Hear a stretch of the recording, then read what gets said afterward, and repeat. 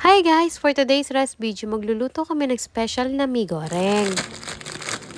Ito yung mga ingredients guys. 2 instant noodles na mi goreng, carrots, bawang, sibuyas, at saka pechay. Meron ding itlog. Pinakuluan ko na yung noodles guys ng mga 2 to 3 minutes. Sobrang dali lang gawin nito guys. Mas masarap pa siya kasi merong gulay.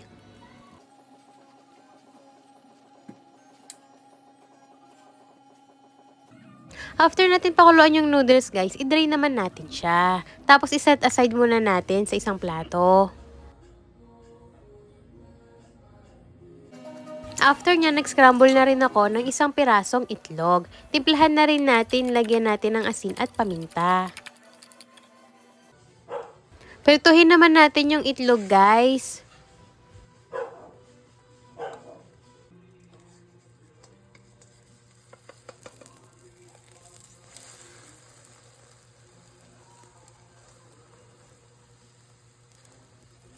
Pagkaluto ng itlog guys, i-fold natin siya ng paganyan. Tapos, i-slice naman natin yung itlog ng paganyan din.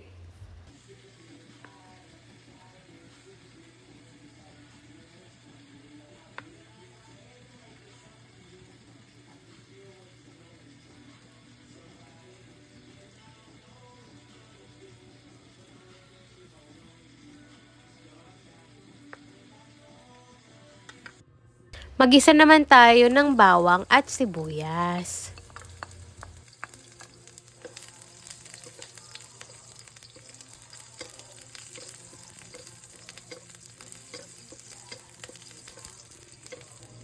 After nyan, ilagay na rin natin yung carrots.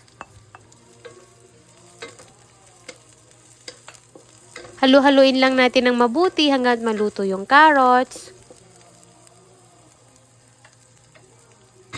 Pagkatapos naman, isunod na natin yung pechay. Pag medyo half cook na yung mga gulay, ilagay na natin yung noodles. Haluin natin ng mabuti. Pag may mga instant noodles kayo sa bahay, guys, gawin nyo din to. Mas masarap siya pag merong gulay. Pwede nyo rin lagyan ng sahog na karnito, guys, or ng mga seafood. Kayo ang bahala. After nyan guys, ilagay na natin yung mga sauce ng mi goreng.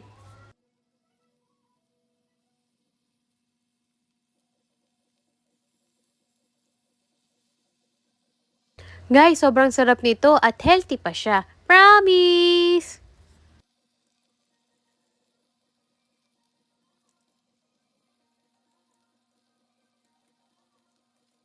Comment naman kayo guys kung tagasan kayo para alam ko kung saan nakarating tong video ko.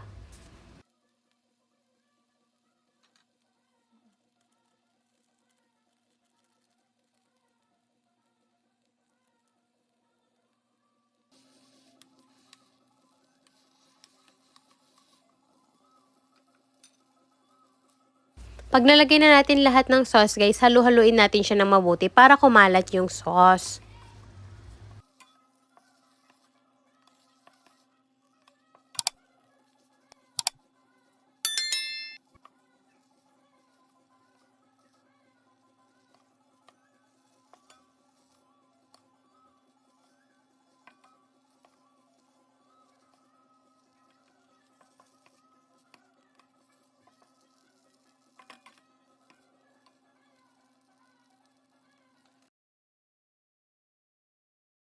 Pag nahalo na nating mabuti guys, ilagay na natin sa ibabaw yung hinislice natin na itlog.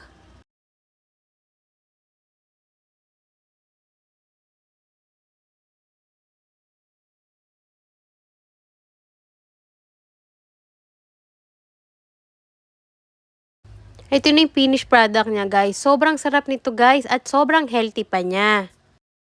Yun lang. Thank you for watching. Follow for more videos. Bye-bye!